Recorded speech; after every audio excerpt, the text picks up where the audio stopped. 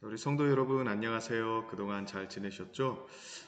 이제 전반기 가정예배가 어느덧 마무리 단계에 접어들었습니다. 이번 달 4번 하면 총 16주가 되어서 전반기 가정예배가 마쳐지게 되는데요. 어떻게 가정별로 하나님께서 주신 은혜가 있었으리라 믿습니다. 오늘 또 이제 이번 달에 할 철로 역정의 내용을 잠깐 생각해 볼 텐데요. 오늘 내용은요. 크리스찬이 십자가를 만나고 나서 이제 여러 가지 어려움을 통과한 끝에 아름다운 집, 아름다운 궁전이라는 곳으로 들어가서 하나님의 위로와 또 은혜를 얻는 내용들을 생각해 보게 됩니다. 우리 성도님들에게 많은 은혜가 있었으면 좋겠습니다. 그러면 내용을 생각해 보도록 하겠습니다. 자, 13주차 내용입니다.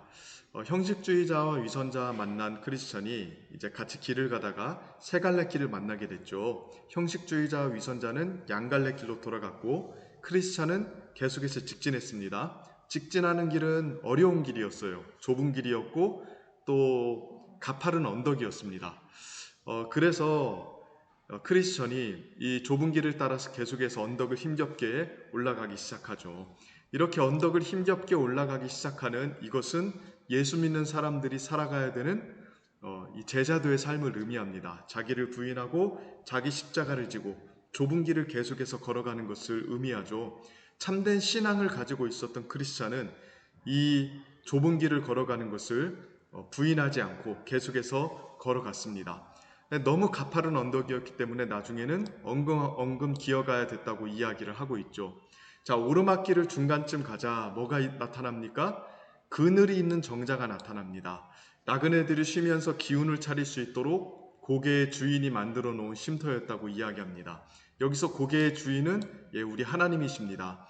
제자도의 길을 힘겹게 걸어가더라도 우리 하나님께서 쉴 곳을 마련해 주시고 우리가 다시 기운을 차릴 수 있도록 복돋아 줄 수 있는 그런 기회들을 주신다는 거죠. 그 쉼터에서 크리스찬이 털썩 주저앉았습니다.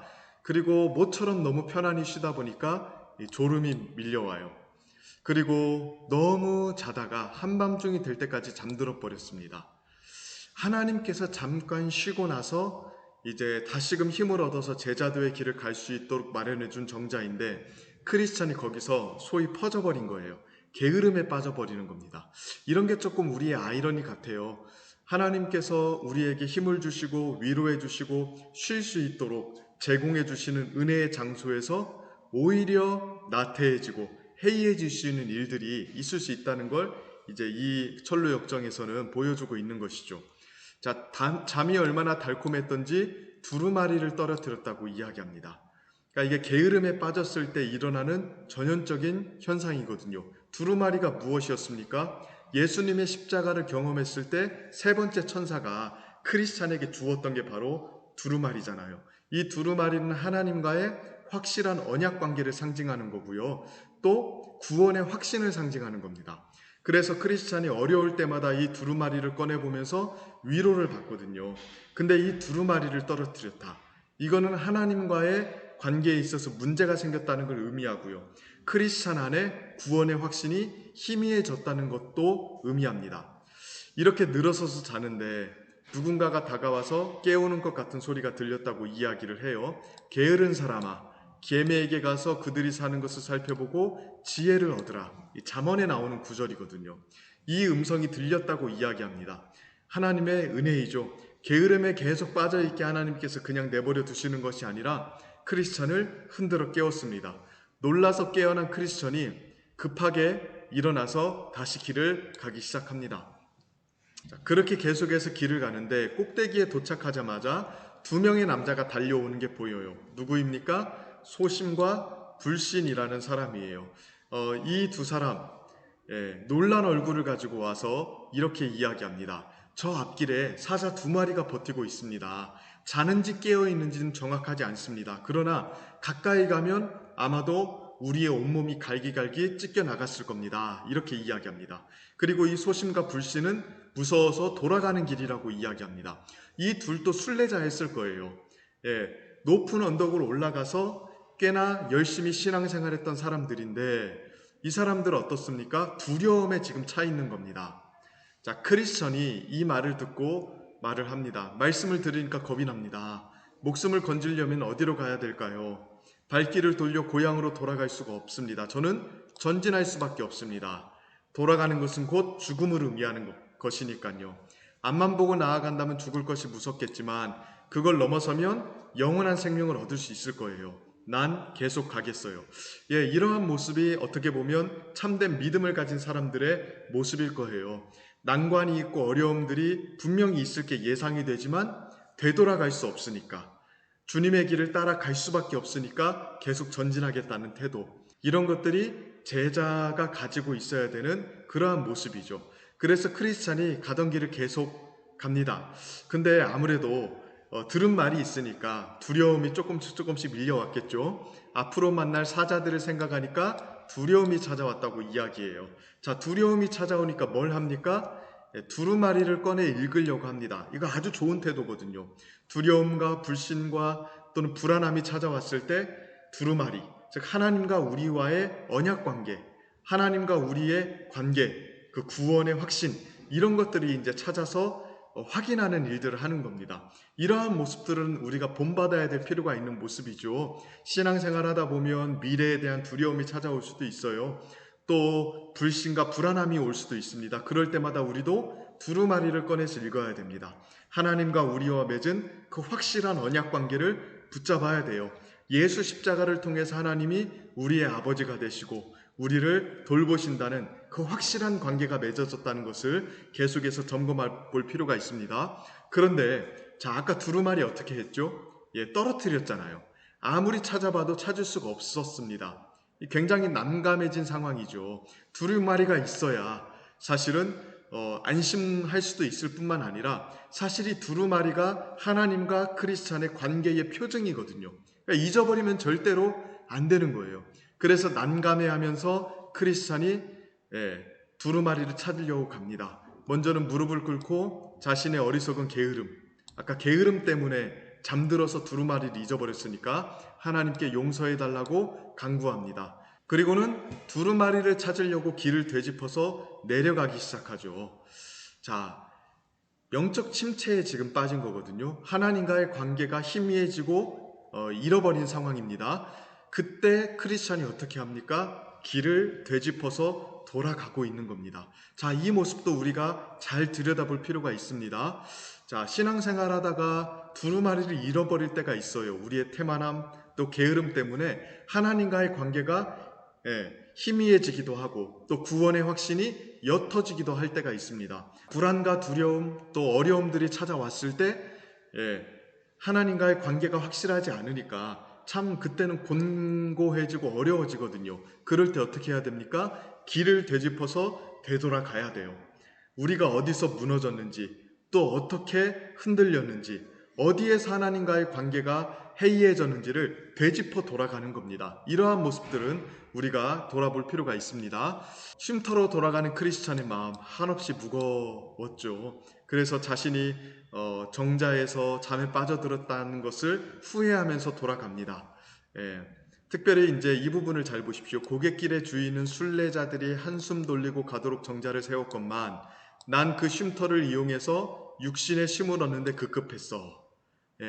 아까 말씀드렸다시피 그 정자의 목적은 뭡니까? 잠깐 쉼을 얻고 다시금 순례길을 걸어가는 건 아니겠습니까? 근데 고갯길의 주인, 즉 하나님께서 잠깐 쉴 수 있도록 마련해 준 데에서 게을러져 버리는 것, 그게 우리의 육신의 연약함인 것 같아요.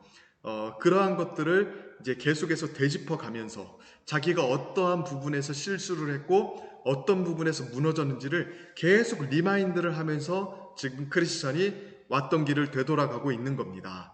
자, 정자에 도착해서 눈물을 흘리면서 계속 찾습니다. 그 순간 두루마리를 발견하게 되죠.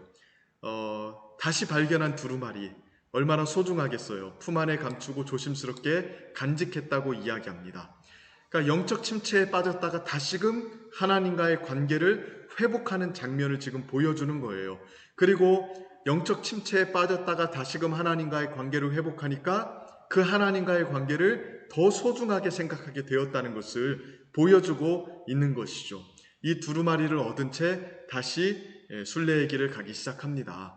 자, 이 내용들은 영적 게으름에 대해서 교훈을 하고 있고요. 영적 침체에 빠졌을 때 우리가 어떻게 회복해 갈 수 있는 것을 보여주는 내용입니다. 어떻게 보면 굉장히 실제적인 내용이에요. 그래서 고난의 언덕에서 자기를 부인하는 의무를 실컷 행하다가도 잠깐 쉬는 사이에 게으름과 해이함에 빠질 수 있다는 것, 이런 내용들을 보여주고 있죠. 우리도 그렇습니다. 한창 신앙생활 열심히 하고 자기를 부인하고 자기 십자가를 지고 예수님을 따라가는 그러한 의무를 잘 시행해 나가다가도 금세 게으름에 빠지고 잠깐 쉬다가 해이함에 빠질 수 있다는 것. 그래서 언제나 영적인 긴장감을 가지고 있어야 된다는 사실 꼭 기억하시길 바랍니다. 이렇게 하나님의 은혜와 특권이 게으름으로 전락할 수 있다는 것을 기억하시고요. 이런 게으름의 때에 두루마리를 잃어버릴 수 있다는 것, 즉 하나님과의 견고한 관계 또는 구원의 확신을 잃어버릴 수 있다는 사실을 기억하시면 되겠습니다. 그리고 이것을 회복하려면 어떻게 해야 됩니까? 자신이 이탈한 곳을 되짚어 가는 거예요. 어떻게 하다 무너지게 되었는지, 어디에서 넘어지게 되었는지, 이 부분을 계속해서 점검해 나가셔야 됩니다. 그리고 영적 침체에서 회복된 이후에는 하나님과의 관계를 더욱더 소중하게 생각하게 되겠죠. 자, 나눔 질문을 한번 보실까요? 조금 더 깊은 나눔을 하기를 원하시는 분들은 이 나눔 질문 활용하시면 됩니다. 자, 고난의 언덕에 오르다가 주님이 마련해 주신 정자에서 잠에 빠진 크리스천을 보면서 무엇을 느끼나요? 하나님께서 쉼을 주시고 안식을 주시는 그 자리가 오히려 우리에게 나태함과 게으름의 자리가 될 수 있다는 사실을 상기시켜 주는 내용이죠. 게으름이라는 게 정말 은밀하게 우리에게 찾아옵니다. 그리고 너무나도 자연스럽게 은혜를 누리고 또 쉼을 누리는 과정 속에서 찾아올 수 있다는 것 점검해 보시고요. 게으름이 언제 우리에게 찾아오는지 그런 거 한번 점검해 보십시오. 어떤 분들은 열심히 특세하고 나서 그 다음 날부터 해이함에 빠질 수도 있습니다. 그러니까 은혜가 많고 또 하나님께서 주시는 그 안식을 누릴 때에 그때가 게으름의 때일 수 있다는 것, 그거 한번 점검해 보셨으면 좋겠습니다. 자, 두루마리를 잃어버린 크리스찬 어떻게 합니까? 되짚어 갔죠. 자, 우리도 구원의 확신이 흔들리고 하나님과의 관계가 흔들릴 때 우리는 어떻게 하는지 보통, 그리고 어떻게 해야 될지를 이 내용을 통해서 한번 나눠봤으면 좋겠습니다. 자, 14주차 내용입니다. 자, 이제 고갯길을 타고 계속해서 올라갑니다. 두루마리를 얻은 채로요. 그런데 꼭대기에 오르기도 전에 해가 지고 맙니다. 쉼터에서 자느라 낭비한 시간이 두고두고 아쉬웠습니다. 밤이 되자 이제 또 두려움이 생기기 시작하죠. 아까 불신과 소심으로부터 들은 사자들에 대한 이야기가 생각나기 시작한 거예요. 그러나 크리스찬이 길을 멈추지 않고 계속 걸어갑니다. 이 긴장감을 늦추지 않고 있는 거예요. 걷다 보니까 눈앞에 웅장한 건물이 나타나요. 하우스 뷰티풀, 아름다운 궁전이라는 곳이 나타나는데요. 사실 이 궁전은 교회를 상징합니다. 교회를 상징하는 거예요. 그리고 이 궁전에서 경험하는 모든 일들은 교회에서 경험하는 일들을 상징합니다. 자, 대궐같이 큰 집이 나오니까 크리스천이 하룻밤 묵어갈 수 있을까 하여 그쪽으로 가죠. 가보니까 이제 문지기의 오두막이 보입니다. 그리고 자세히 살펴보니까 사자 2마리가 진짜로 있는 거예요. 불신과 소심을 돌아서게 만든 위험한 길목이 여기 있구나. 이렇게 생각합니다. 근데 이 사자들이 어떤 모습으로 있습니까? 쇠사슬에 단단히 묶여있는 사자들이에요. 쇠사슬의 양쪽에 묶여 있어서 사실은 무섭게 보이긴 하지만 실제적으로는 해칠 수 없는 사자들이죠. 그러니까 이러한 모습들은 우리에게 많은 교훈을 주죠. 우리 신앙생활 하다 보면 우리의 신앙에 위협을 주는 것들이 참 많이 있을 수 있습니다. 그러나 그런 것들은 언제나 쇠사슬에 매여 있습니다. 하나님께서 언제나 그것들을 쇠사슬에 매여 두세요. 우리를 위협하고 두려움은 주지만 절대로 해치지 못하죠. 그러한 것을 보여줍니다. 근데 크리스찬의 눈에는 그 쇠사슬이 보이지가 않았대요. 그러니까 두려움에 사로잡혀 있으니까 하나님이 쇠사슬로 이들을 딱 붙잡고 있는 게 보이지 않는 거예요. 그래서 뒷걸음질 치기 시작하죠. 무작정 가다가는 잡아먹힐 것 같았거든요. 그러니까 이런 것들이 불신과 소심의 시각이었습니다. 크리스찬도 처음에는 불신과 소심의 시각을 그대로 가지고 있는 거예요. 사자들을 보지만 쇠사슬에 묶여 있는 건 보지 못하는 거죠. 쇠사슬에 묶여 있는 걸 보는 게 저는 믿음이라고 생각합니다. 예. 자, 근데 그때 한 남자가 얼굴을 내밀어요. 주의 깊은이라는 이름을 가진 자였는데 영화에서는 조금 다른 이름으로 등장을 합니다. 크리스찬을 보고 냅다 소리칩니다. 허약하기 짝이 없는 양반 같으니 사자를 두려워하지 마십시오. 사슬로 단단히 묶여 놨습니다. 믿음을 시험해서 확신이 없는 부류를 가려내려고 저기다 메어뒀을 뿐 길 한복판에서 벗어나지만 않으면 털끝 하나 건드리지 못합니다. 그러니까 이 사자들이 양쪽에 이렇게 매여 있었나 봐요. 그러니까 길 한가운데를 지나가기만 하면 절대로 잡아먹힐 일이 없는 거죠. 그리고 이 사자들이 있는 이유, 특별히 아름다운 궁전에 들어가기 전에 이 사자들이 있는 이유가 뭡니까? 믿음을 시험하기 위해서라고 이야기해요. 자, 아까 아름다운 궁전이 상징하는 게 뭐라고 이야기했죠? 교회를 상징한다고 이야기했잖아요. 근데 교회에 들어가는 길목에 사자 2마리가 그렇게 있는 거예요. 자, 그럼 교회에 들어가는 게 쉽습니까? 어렵습니까? 당연히 어렵죠. 교회는 아무나 들어올 수가 없는 곳으로 지금 설정이 되어 있는 겁니다. 참된 믿음을 가진 사람들, 즉 이 사자들이 쇠사슬에 매여 있다는 것을 믿고 갈 수 있는 사람들, 그리고 좌로나 우로나 치우치지 않고 한가운데로 걸어갈 수 있는 견고한 믿음을 가진 사람들, 그러한 사람들이 교회에 들어올 수 있다는 사실을 상징하고 보여주는 겁니다. 이러한 내용은 아마 우리에게 생소한 내용일 거예요. 우리는 교회는 누구나 들어올 수 있는 곳입니다. 이렇게 생각하죠. 그리고 교회의 문턱은 낮춰야 된다고 생각을 합니다. 그러나 청교도 시대의 목사들 혹은 교회 교인들은 그렇게 생각하지 않았습니다. 물론 교회는 누구나 올 수 있습니다. 그러나 아무나 교회에 소속이 될 수 있다고 생각하진 않았어요. 누구나 교회의 멤버가 될 수 있다고 생각하지 않았어요.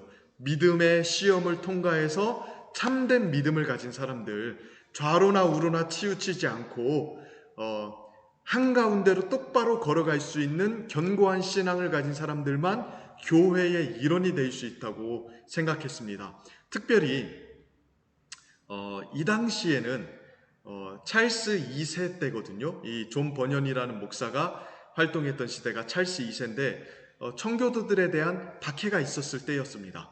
그러니까 아무나 교회의 멤버가 될 수 없었겠죠. 그 손해와 박해를 견딜 수 있는 사람들, 그러한 사람들만이 교회의 멤버가 됐었던 시대거든요. 그러니까 이러한 사자들을 두려워하지 않는 사람들이 참된 믿음을 가지고 교회에 왔던 시대입니다.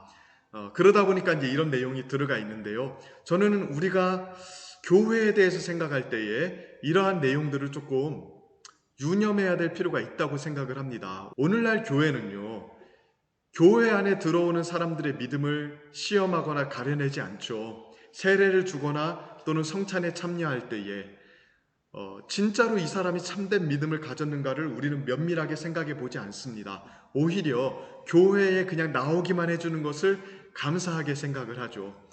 그러다 보니까 어떤 일이 생깁니까? 참된 믿음을 가진 사람들이 교회 안에 점점 줄어들고 있고요. 수는 많아지는데 참된 믿음을 가진 사람들이 줄어드니까 교회다운 모습을 드러내지 못하는 거예요. 근데 이 시대는 어땠을까요? 교회 안에 들어오는 사람들은 다 믿음의 시험을 통과한 참된 믿음을 가진 사람들이었습니다. 그러다 보니까 교회 안에는 참 믿음을 가진 사람들이 많이 있었을 거고요. 그러다 보니까 교회의 참된 모습을 드러낼 수 있었을 것입니다. 우리는 이러한 부분들을 조금 고민해 볼 필요가 있습니다. 자, 크리스천이 무서워하면서도 조심스럽게 앞으로 나아갑니다. 이게 참된 믿음이죠. 믿는 사람들은 두려워하지 않는다? 저는 그렇게 생각하진 않아요. 두려워합니다. 두려워하는데도 조심스럽게 앞으로 나아가는 거죠. 불안해하면서도 주먹을 단단히 말아준 채 그 한가운데의 길을 걸어가는 겁니다. 저는 이게 믿음이라고 생각합니다. 크리스천이 문지기에게 물었습니다. 여기는 누구의 집입니까? 고개의 주인이 지은 집입니다. 하나님이 지은 집이죠. 교회입니다. 그리고 순례자들이 안전하게 머물 수 있도록 지어준 집이라고 이야기합니다. 자, 이제 크리스천이 교회에 들어오게 된 겁니다.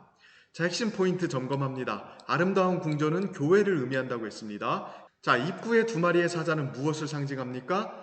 교회에 속해서 공적으로 신앙 고백을 하는 것이 때로는 어렵다는 것을 의미하죠. 그러니까 교회에 소속되어 살아가는 것 자체가 고난과 위협과 어려움이 있는 일이라는 것을 의미합니다. 자, 이러한 어려움과 핍박은 믿음을 시험하여 가려내는 기능을 합니다. 교회에 들어올 때 그 사람의 믿음이 참된 것인가, 교회에 소속되는 그 사람의 믿음이 진짜인가를 가려내는 일들을 행하는 거죠. 자, 이 궁정의 문지기는 누구를 상징합니까? 교회의 파수꾼으로서 영혼을 감독하고 지도하는 일을 합니다. 그러니까 직분자를 상징하는데 목사와 장로 직분자를 상징하는 일들을 합니다. 자, 길 한가운데로 걸어가야 통과할 수 있다고 했어요. 환경에 좌우되지 않는 신앙을 가지는 것을 의미해요. 이러한 신앙을 가져야, 이러한 견고한 믿음을 가져야 들어올 수 있는 겁니다. 그래서 이 전체적인 내용은 교회에 소속될 수 있는 사람의 믿음이 어떠한 믿음이어야 하는지를 보여주는 거예요. 믿음의 시험을 이겨내고 또 어려움을 감내하고 견고한 환경에 좌우되지 않은 믿음을 가지고 교회 공동체에 들어와야 된다. 이것을 의미하는 것이죠. 나눔 질문을 한번 생각해 볼까요? 아름다운 궁전 입구에서 만난 사자들은 우리가 교회에 들어갈 때 어떠한 어려움이 있음을 암시하는 거잖아요.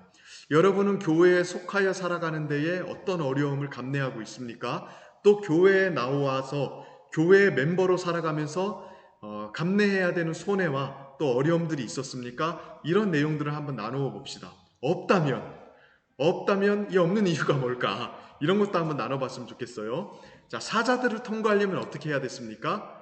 좌로나 우로나 치우치지 않고 한가운데로 걸어가야 됐죠. 이거는 우리의 신앙이 환경에 치우치지 않고 견고해야 된다는 것을 이야기해 주는 겁니다. 자, 이런 걸 통해서 우리의 신앙 상태가 어떤지, 견고한 신앙 상태를 가지고 있는지 이런 것들을 좀 점검해 봤으면 좋겠습니다. 자, 이제 15주차 내용입니다.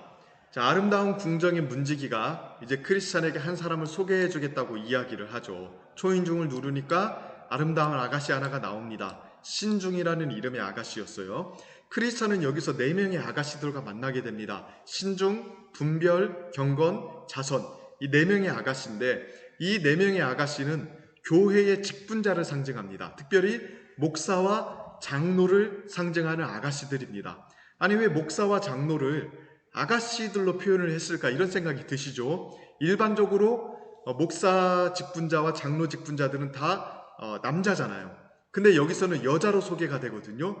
왜냐하면 이 크리스찬을 잘 돌보고 섬기고 부드럽게 대해야 된다는 것을 보여주기 위해서 이제 이 아가씨들로 등장을 하는 겁니다. 그러니까 교회 직분자들이 성도들을 어떻게 대해야 되냐?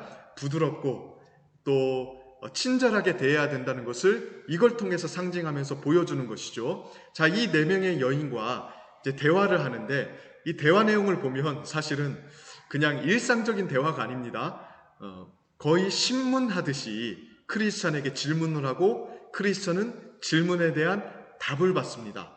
자, 이 내용, 교회에서 일어나는 일들 중에 무엇을 상징하는 걸까요? 세례문답 또는 성찬교육, 이런 걸 상징합니다. 한 사람이 교회의 멤버가 되기 전에 보통 우리는 세례문답을 통해서 이 사람의 믿음을 확인하고 세례를 주잖아요. 그리고 특별히 성찬을 진행하기 전에도 예전에는 그 사람이 성찬에 참여하기에 합당한지, 그리스도의 몸과 피에 참여하기에 합당한지 그 사람의 믿음을 점검하는 일들을 했습니다. 오늘날에는 그런 거 거의 없잖아요. 그냥 세례받고 교인이면 성찬에 자동적으로 참여하는데 이 사람이 성찬에 합당한 삶을 살아야 그 당시에는 성찬을 제공해 주었거든요. 그러니까 지금 이 4명의 아가씨는 크리스천의 믿음을 그렇게 점검하고 있는 겁니다. 교회 안에 들어온 이 크리스천이 제대로 신앙생활을 하고 있는지, 또 바른 신앙 고백을 통해서 성찬에 참여하기에 합당한지를 점검하고 있는 겁니다. 자, 그런 차원에서 이들의 대화를 생각해 보시면 될 것 같습니다. 자, 이 신중이라는 여인은 크리스천에게 출발지와 행선지를 묻습니다. 어디서부터 와서 어디로 가는지를 묻게 되죠. 그리고 도중에 어떤 일을 겪었는지도 물어봐요. 그러니까 크리스천의 신앙이 올바른 신앙인지를 점검하는 겁니다. 크리스천이 잘 대답을 해요. 그러자 신중이 그렁그렁한 눈물이 가득한 눈으로 크리스천을 바라봅니다. 진짜 예수를 믿는 참된 회심자를 바라본 거죠. 그러니까 진짜 변화된 신자를 바라볼 때 직분자들이 이러한 눈빛으로 바라봐야 됩니다. 정말 영혼을 소중하게 생각하는 마음으로 바라볼 수 있어야 됩니다. 그러면서 식구들 가운데 두어 명을 더 데리고 옵니다. 분별과 경건과 자선, 이 세 명의 아가씨들을 더 데리고 오죠. 그들과 인사를 하고 나서 저녁 식사가 준비되는 동안에 이야기를 나눈대요. 이 저녁 식사는 성찬을 상징하는 거예요. 그러니까 성찬에 참여하기 전에 이야기를 나누면서 크리스천의 신앙을 점검하는 겁니다. 자, 먼저 경건이 입을 엽니다. 잘 오셨습니다. 자, 순례길에 나서게 된 제일 큰 동기가 무엇인지 알고 싶습니다. 질문을 잘 보십시오. 신앙을 점검하는데 어떤 질문을 통해서 신앙을 점검하는지 보셔야 됩니다. 동기를 묻습니다. 그러니까 왜 예수를 믿게 됐습니까? 왜 교회에 나오게 되었습니까? 이렇게 묻는 거예요. 여기에 대해서 수많은 대답들이 있을 수 있습니다. 그런데 경건하고 참된 동기는 따로 있겠죠. 크리스천이 대답을 합니다. 무시무시한 환상을 도저히 떨쳐버릴 수 없어서 쫓기도 고향에서 도망쳐 나왔습니다. 거기에 계속 머물다가는 죽음을 모면할 수 없을 것 같았어요. 그러니까 진짜로 자기가 죄와 죽음 아래 있다는 사실을 분명하게 자각하고 죄와 죽음으로부터 벗어나기 위해서 예수님을 만나게 되었다는 사실을 설명하고 있는 거죠. 이게 크리스천의 동기입니다. 그리고 이거는 참된 믿음을 가진 사람 마음속에 있는 동기여야 된다고 생각합니다. 오늘날 사람들에게 여러분 물어보십시오. 예수 왜 믿습니까? 예수 믿고 좀 복 좀 받아보려고요. 예수 믿고 죽어서 좋은 데 가야 되죠. 이렇게 우리가 보통 이야기하잖아요. 근데 크리스천은 굉장히 복음적인 동기를 가지고 있었습니다. 그냥 그 상태에 있다가는 내가 죄와 죽음 아래 멸망할 수밖에 없다는 사실을 알게 되었기 때문에 예수를 믿게 되었습니다. 순례길을 떠나게 되었습니다. 이렇게 이야기합니다. 이 크리스천의 동기가 저는 복음적인 동기라고 생각하거든요. 여러분들 어떤 동기로 예수를 믿고 있나요? 이러한 내용들을 점검해 보시길 바랍니다. 그리고 책을 보면요. 경건이 계속해서 질문을 합니다. 어떤 일을 겪었는지. 크리스찬이 대답을 해요. 전도자를 만난 일, 해석자의 집을 들른 일, 십자가를 경험한 일, 우메나테 방자를 만난 일, 형식주의자 위선자를 만난 일. 이런 내용들이 책에 나옵니다. 제가 여기에는 간단하게 그냥 써놨는데요. 이러한 모든 일들을 다 이야기해 줍니다. 그러니까 크리스찬의 경험이 올바른 것인지, 그리고 그 경험 속에서 크리스찬이 무엇을 형성하고 무엇을 얻었는지를 점검하는 것이죠. 이런 식으로 믿음을 점검합니다. 자, 두 번째, 분별이 크리스찬에 묻습니다. 고향이 그립진 않습니까? 현재 크리스찬의 상태를 지금 물어보는 거예요. 자, 경건이라는 여인은 과거의 크리스찬이 경험한 것을 물었다면 분별은 지금 현재 상태를 묻습니다. 고향이 지금 그립진 않습니까? 자주 생각이 납니다. 솔직하게 대답을 합니다. 그러나 그립기보다는 창피하고 진절이 나는 쪽으로 생각이 납니다. 그러니까 과거가 생각나긴 하는데 과거가 너무 좋았던 것 같아요. 이렇게 생각은 안 나고 정말 창피하고 수치스럽고 정말 진저리가 나는 과거였습니다. 이제 이렇게 대답을 합니다. 그러니까 건강한 신앙을 가진 사람의 모습을 여기서 우리는 볼 수 있죠. 과거가 너무 좋았던 것 같아요. 예수 믿기 전이 좋았던 것 같아. 이게 아니라 내가 예수 없이 죄와 죽음 속에서 살았는데 그건 정말로 수치스럽고 창피했던 과거다. 이렇게 생각을 하고 있는 거예요. 이렇게 생각을 하고 있어야 건강한 믿음의 상태입니다. 신중히 또 묻습니다. 그럼 악착같이 달라붙어 괴롭히는 악한 욕구와 생각들은 어떻게 제압할 수 있었습니까? 그러니까 순례의 길을 가다 보면 여전히 옛삶을 그리워하게 되고 편안하고 안락한 삶을 추구하게 된 일들이 있잖아요. 그런 것들은 어떻게 제압하고 있습니까? 굉장히 현실적인 질문이죠. 신학적인 주제로 따지면 성화와 관련된 질문입니다. 근데 여기에 대해서 크리스천이 자신 있게 대답합니다. 그런 악착같이 달라붙는 욕구들이 없다고 이야기하지 않습니다. 있습니다. 있는데 어떻게 이기고 있냐? 십자가 아래서 경험한 일들을 생각할 때, 아름답게 수놓은 옷을 볼 때에, 외투 안에 품고 있는 두루마리를 읽을 때에, 또한 내가 향해 가는 목적지의 모습을 마음에 그려볼 때 이러한 악한 욕구들을 벗어버릴 수 있습니다 라고 이야기합니다. 이게 우리가 죄를 어떻게 이길 수 있는지를 보여주는 내용이죠. 우리 마음속에도 세상의 욕구들, 정욕들 이런 게 얼마나 많아요. 그럴 때마다 여러분들은 이걸 어떻게 이기십니까? 십자가 아래서 경험한 일들, 주님을 십자가에서 만난 일들을 생각하고 주님께서 입혀주신 의의 옷, 이게 우리의 정체성이잖아요. 의로운 옷을 바라보고 또 주님과 맺은 그 언약관계, 두루마리거든요. 언약관계를 생각하고 마지막 날 내가 도착할 그 목적지의 영광스러움, 하늘의 영광스러움을 생각할 때 우리는 우리의 악한 욕구와 생각들을 제압할 수가 있습니다. 여러분들이 이러한 내용들을 자주자주 생각하고 계십니까? 이런 것들을 생각하는 것을 통해서 우리 안에 성화가 이루어진다는 사실을 보여주고 있죠. 마지막 자손이 물어봅니다. 왜 가족들과 함께 오지 않았나요? 아픈 질문을 던지죠. 크리스천의 유일한 약점일 수도 있고요. 흠이기도 합니다. 크리스천이 눈물을 글썽이며 말합니다. 그럴 수 있었다면 얼마나 좋았을까요? 그러나 식구들이 반대했습니다. 식구들에게 여러 번 이야기했습니다. 그리고 기도도 많이 했습니다. 하지만 아내는 또 아이들은 자신을 따라오지 않았습니다 라고 이야기합니다. 제가 조금 축약해서 여기 써놨는데요. 책으로 보면 이 자선이라는 여인이 굉장히 꼬치꼬치 묻습니다. 뭐 기도는 안 했습니까? 또 본인이 될 만한 행동을 하지 못한 건 아닙니까? 막 이렇게 엄청 꼬치꼬치 묻습니다. 그러니까 이러한 내용을 보면 우리의 믿음과 가정이 얼마나 밀접하게 관련되어 있는지를 알 수 있죠. 가정이 믿음으로 세워지지 않으면 우리의 믿음 잘 지킬 수 없다는 식으로 이야기를 하고요. 또 우리의 믿음이 잘 세워졌다면 가정을 믿음의 공동체로 바꾸려고 열심히 노력해야 된다는 사실도 이야기하고 있는 겁니다. 그러니까 가정과 믿음의 관계, 특별히 청교도들은 굉장히 중요하게 생각했습니다. 우리도 중요하게 생각하고 있기 때문에 이 가정 예배를 하는 건 아니겠습니까?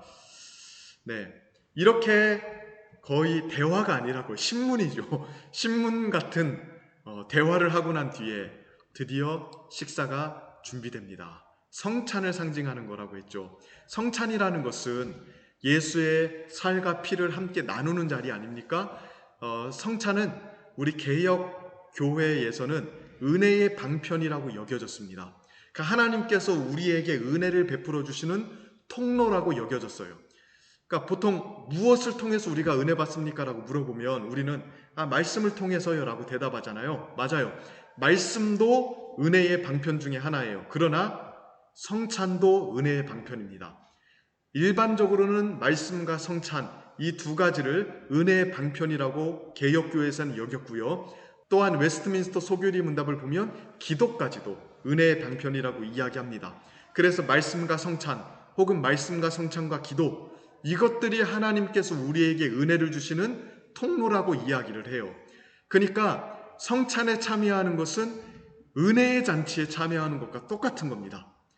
자, 크리스찬이 여러 가지 믿음의 점검을 할 수 있는 질문들을 통해서 믿음의 확인을 받고 은혜의 잔치에 지금 참여하고 있는 겁니다. 이 성찬의 자리에서 뭘 합니까? 고개의 주인에 얽힌 사연들로 이야기꽃을 피웠대요. 예수님에 대한 이야기가 계속 흘러나오는 겁니다. 주님이 무슨 일을 하셨고 왜 그렇게 하셨는지 무엇 때문에 이 집을 세우셨는지를 나누며 찬양했대요. 그러니까 성찬할 때에 뭘 하느냐? 말씀을 나눔으로써 성찬의 은혜를 더 크게 하는 일들을 행하는 것이죠. 자, 이런 이야기를 들으니까 주님을 사랑하는 마음이 더욱 커졌던 겁니다. 그리고 밤늦게까지 이러한 이야기, 고개의 주인에 대한 이야기, 주님에 대한 이야기를 나누며 즐겁게 교제했다고 이야기합니다. 어떻게 보면 이게 교회의 참 모습 중에 하나이죠. 초대교회를 보십시오. 함께 모여서 떡을 나눴다고 이야기합니다. 이게 성찬을 상징하는 거거든요. 함께 모여서 성찬에 참여함으로써 주님께서 우리를 위해서 어떤 일을 행하셨는지에 대한 진리가 더욱더 풍성하게 나눠지고 이 나눔을 통해서 은혜가 풍성해지는 거예요. 말씀과 성례, 이 두 가지를 통해서 교회는 하나님의 은혜를 누리게 되는 겁니다. 자, 핵심 포인트 잠깐 짚고 넘어가겠습니다. 자, 신중, 분별, 경건, 자비, 이 네 명의 여인들은 교회 직분자를 상징하고요. 또 교회 안에 들어온 자들의 믿음을 점검하고 이들이 세례에 합당하며 성찬에 참여하기에 적합한지 판단하는 역할을 해요. 지금도 목사 직분자와 장로 직분자들의 역할이 바로 그러한 겁니다. 성도들을 목양한다는 것은 다른 게 아니라 이들의 믿음을 점검하고 이들이 진짜로 하나님의 풍성한 은혜 가운데 거할 수 있게 하는 것, 이런 것들이 이제 교회 직분자들의 역할이죠. 자, 신중의 질문들, 신앙의 방향성을 점검하고요. 경건은 동기, 신앙 경험, 이런 것들을 물어봤고요. 신중과 분별이 또 물어봤죠. 현재 상태를 어떻게 유지하고 있습니까? 자비는 가정생활에 대한 점검을 합니다. 자, 이러한 내용들을 통해서 우리도 우리 자신들을 점검할 필요가 있습니다. 그리고 점검 후에는 성찬에 참여함으로써 풍성한 은혜를 누렸다는 것 기억하십시오. 나눔 질문을 볼까요? 아름다운 궁전에 있는 4명의 여인들이 하고 있는 이러한 신앙의 점검, 오늘날에 우리에겐 어떤 식으로 행해질 수 있을까요? 자, 4명의 여인들이 크리스찬에게 했던 질문, 여러분들에게 한번 직접 해보시길 바랍니다. 그래서 여러분들의 상태를 좀 점검해 봤으면 좋겠습니다. 자, 마지막 16주차입니다. 16주차는 다음날, 성찬식 다음날 이제 크리스찬이 무엇을 행하는데요. 이 부분이 굉장히 전 또 중요하다고 생각해요. 교회의 핵심적인 기능을 보여주는 거거든요. 자, 날이 밝자 모두들 크리스찬에게 보물 몇 가지를 보고 떠나라고 이야기합니다. 어디로 데려가냐? 서재, 즉 도서관으로 데려가요. 도서관으로 데려가서 고색 창년한 문서들을 보여줍니다. 그리고 고개 주인의 내력을 담은 족보를 펼쳐주기도 합니다. 그분이 행하신 일들과 그분이 일꾼으로 부르신 사람들에 관한 이야기가 빼곡하게 적힌 책도 보여줍니다. 또한 원수들에게는 한없이 두려움을 안겨주었지만 순례자들에게는 무한정 위로와 위안을 선산하는 예언과 계시들도 보여줍니다. 이거 어딜까요? 도서관인데 지금 뭘 하는 걸까요? 성경 공부시키고 있는 겁니다. 예수님에 대한 내용 보여주고요. 그분의 행하신 일, 그분의 종들의 행한 일들 보여주고요. 또 예언과 계시들을 보여주면서 크리스찬을 성경 공부시키고 있는 장면이 이러한 장면입니다. 교회에서 반드시 행해져야 되는 일이죠.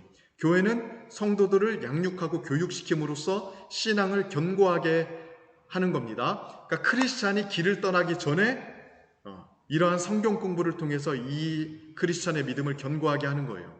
그리고 이튿날은 어디로 데려갑니까? 무기고로 데려갑니다. 그래서 주님이 순례자들을 위해서 준비해 두신 다채로운 장비들을 보여주어요. 칼, 방패, 투구, 흉배, 기도, 신발 등. 이거 에베소서 6장에 나오는 하나님의 전신갑주거든요. 이것이 주님을 섬기는 사람들이 하늘의 별처럼 많아도 넉넉히 무장시키고도 남을 것 같았대요.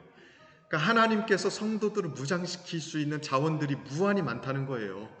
특별히 옛날에 주님의 종들이 썼던 장비들까지 보여주면서 본받을 수 있도록 이제 가르쳐 주는 거죠.